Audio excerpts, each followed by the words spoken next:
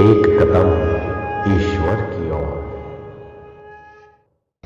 वैराग्य प्रकरण 5वां सर्ग। श्री रामचंद्र जी के शरीर में कृशता आदि, वैराग्य आदि और राजा द्वारा उसके कारण की जिज्ञासा तथा श्री वशिष्ठ जी के उत्तर का उपक्रम।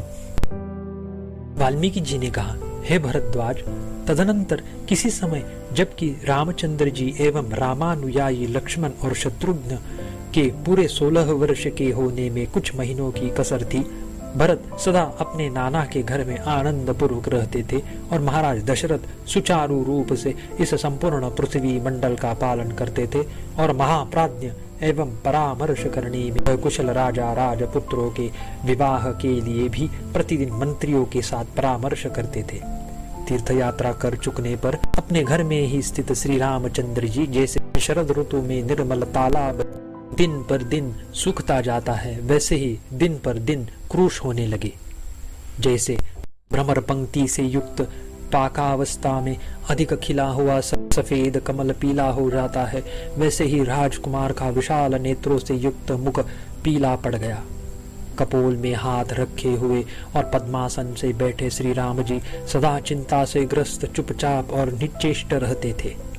उनका शरीर क्रूश हो गया था, चिंता उन्हें नहीं छोड़ती थी, वे सदा दुखी और उदास रहते थे। चित्रलिखित के समान वे किसी से कुछ बोलते भी न थे।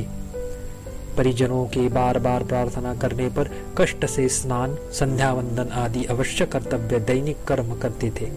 उनका मुख कमल म्लान हो गया था। विविध गुणों के आगर श्री रामचंद्र जी को पूर्वोक्त चिंता आदि से युक्त देखकर उनके भाई लक्ष्मण और शत्रुघ्न भी उसी अवस्था को प्राप्त हुए। सभी पुत्रों को दुखी और क्रूश देखकर रानियों के साथ महाराज दशरथ को बड़ी चिंता हुई। हे भरद्वाज महाराज, पुत्र तुम्हें कौन सी बड़ी चिंता है? इस प्रकार बड़ी मधुर वाणी से बार बार पूछते थे, परंतु रामचंद्र जी उनको कुछ भी नहीं बताते थे। पिताजी, मुझे कुछ भी दुख नहीं है, यह कहकर कमल नयन श्री रामचंद्र जी पिताजी की गोद में जाकर चुपचाप बैठ जाते थे।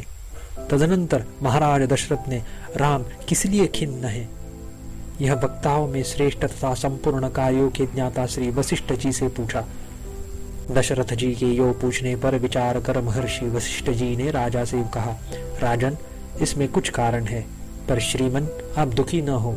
जैसे संसार में पृथ्वी, जल आदि महाभूत सृष्टि और प्रलय के बिना छोटे छोटे कारणों से वृद्धि और क्षय रूप विकारों को प्राप्त नहीं होते, वैसे ही सत्पुरुष भी छोटे मोटे कारणों से क्रोध, विषाद और हर्ष के वशीभूत नहीं होते।